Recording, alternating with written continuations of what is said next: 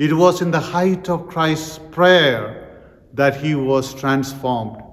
And the prayer leads us to a greater union and closeness to Christ. And that eventually will lead us from the passion, from the suffering, to a glorious vision and mission that awaits us.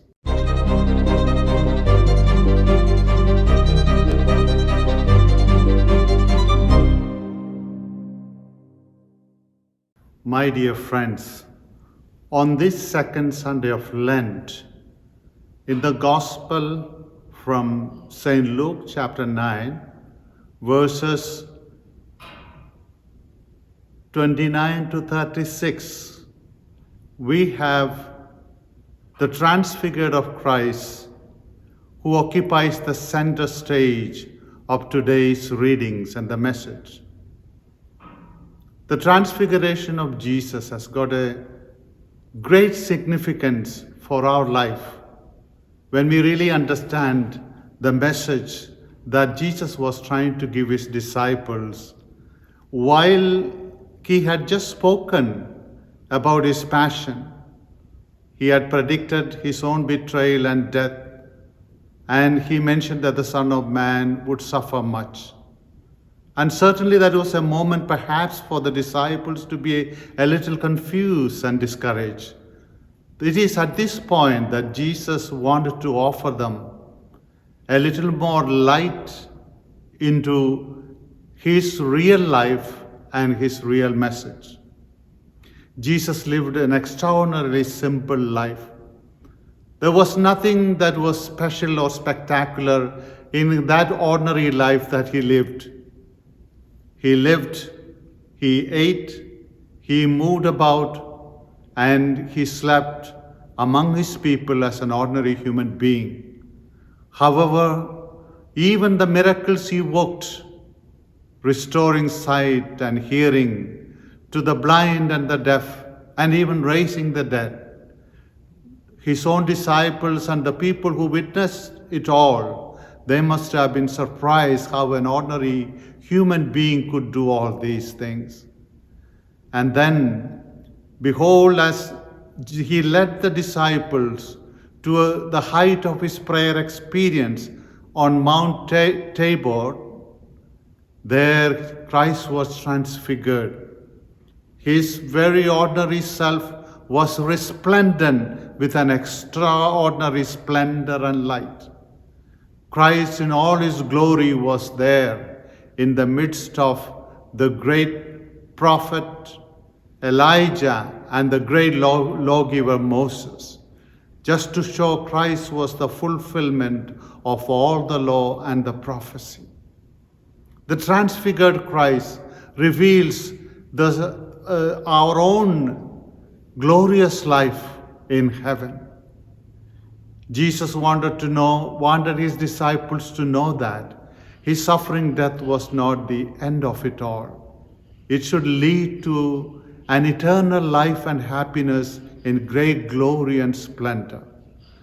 As Christ revealed his splendor, it foreshadowed that the end of every Christian life is a life of glory in heaven.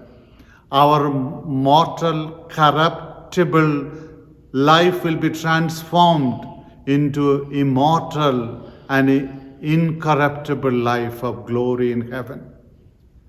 And after this glorious scene of his transfiguration, where the disciples came down to the valley, to the ordinary circumstances of life, what do they find? They find the disciples were arguing among the scribes and others because of the inability of the disciples of Jesus to heal that tormented man who was possessed by an evil spirit. And there was much dispute and wrangling, much noise. And it is then that Christ calls our attention that it is not our human discussions, human logic, and human suffering and struggles that really throws light into our life. If Christ and his life was the divine event toward which all of creation was moving, and in which the work of redemption was being carried out. It is the same thing that helps us, gives us hope, foreshadowing the future glory of the mortal man. We should not be discouraged at all the normal circumstances of our life, for we are all called to a glorious life. And that happens when we remain close to Christ.